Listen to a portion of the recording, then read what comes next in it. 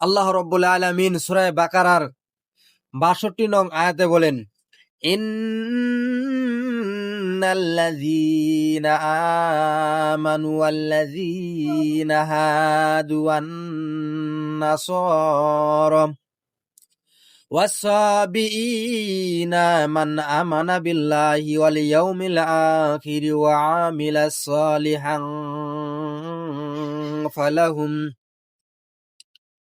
ফালাহুম আজরুহুম ইনদা রাব্বিহিম ওয়ালা খাউফুন আলাইহিম ওয়ালা হুম ইয়াহজানুন।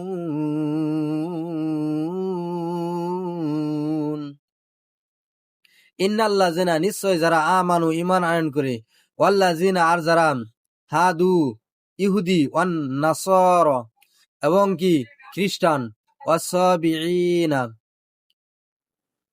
ইহুদি এবং খ্রিস্টানদের মধ্যবর্তী লোক, মান আমানা বিল্লাহি এদের মধ্য হতে মান যে ব্যক্তি আমানা ঈমান আনয়ন করে বিল্লাহি আল্লাহর প্রতি, ওয়াল ইয়াউমিল আখিরি এবং আখিরাতের প্রতি, ওয়া আমিলাস সালিহান আর সৎ কাজ করে, ফালাহুম আজরুহুম ইনদা রাব্বিহিম ফালাহুম তাদের জন্য রয়েছে, আজরুহুম তাদের প্রতিদান, ইনদা রাব্বিহিম তাদের রবের নিকট, ওয়ালা খাউফুন আলাইহিম ওয়ালা হুম ইয়াহজানুন।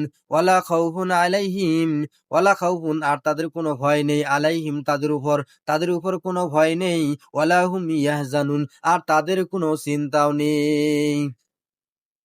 তাফসিরে তাবারি ইমাম তাবারি রহমাতুল্লাহ আলাইহি বলেন, এই আয়াতে বিভিন্ন সম্প্রদায়ের কথা উল্লেখ করা হয়েছে, মুসলিম, ইহুদি, খ্রিস্টান ও সাবিয়েন। এদের মধ্যে যারা নিজ নিজ নবীর যুগে সত্যিকার ভাবে ঈমান এনেছিল, আল্লাহর একত্ববাদ মেনেছিল এবং সৎকর্ম করেছিল, তারাই মুক্তি পাবে। কিন্তু রাসূল সাল্লাল্লাহু আলাইহি সাল্লামের আগমনের পর সকল মানুষের জন্য তার প্রতি ঈমান আনা ফরজ হয়েছে।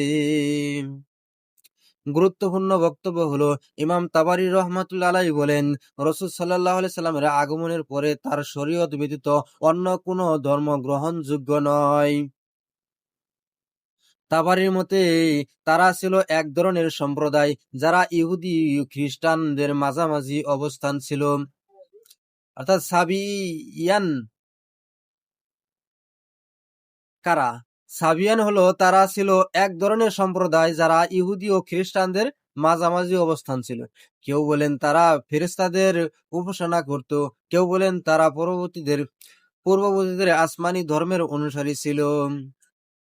তাফসিরে ইবনে কাসির ইমাম কাসির রহমতুল্লাহ আলাইহি বলেন, এই আয়াতের অর্থ এই নয় যে বর্তমানে যে কেউ যে ধর্মেই থাকুক না কেন মুক্তি পাবে, বরং প্রত্যেক যুগে যে ব্যক্তি তার নবীর অনুসরণ করেছে সেই সফল।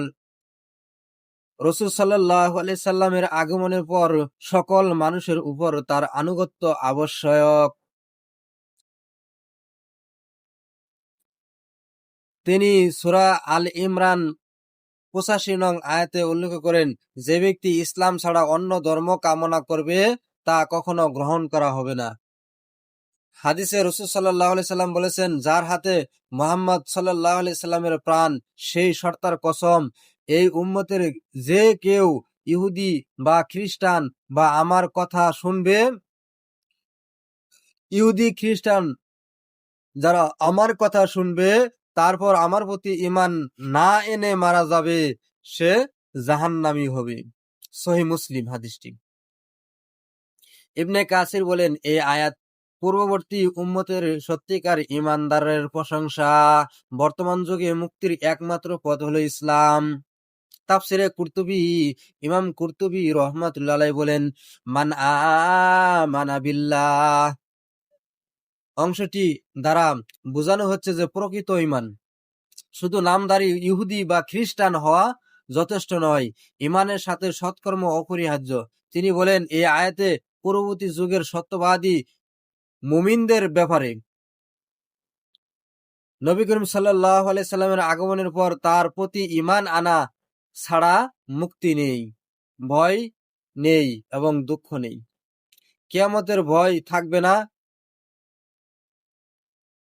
অর্থাৎ ভয় নেই, দুঃখ নেই, এর অর্থ হলো কিয়ামতের ভয় থাকবে না, অতীতের কোনো আফসোস থাকবে না।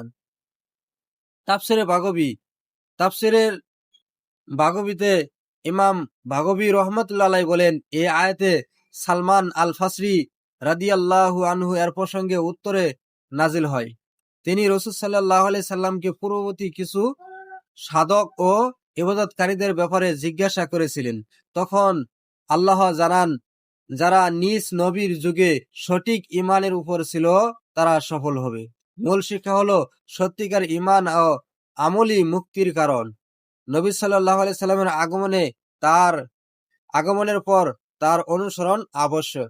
তাফসিরে বাইজাবি ইমাম বাইজাবি রহমাতুল্লাহ আলাইহি বলেন, এখানে আল্লাহ তাআলা বুঝিয়েছেন যে মুক্তি কেবল বংশ, জাতি বা নামের উপর নির্ভর করে না, বরঞ্চ আল্লাহর প্রতি ঈমান, আখিরাতের প্রতি বিশ্বাস, নেক আমল, এই তিনটি মুক্তির মূল ভিত্তি।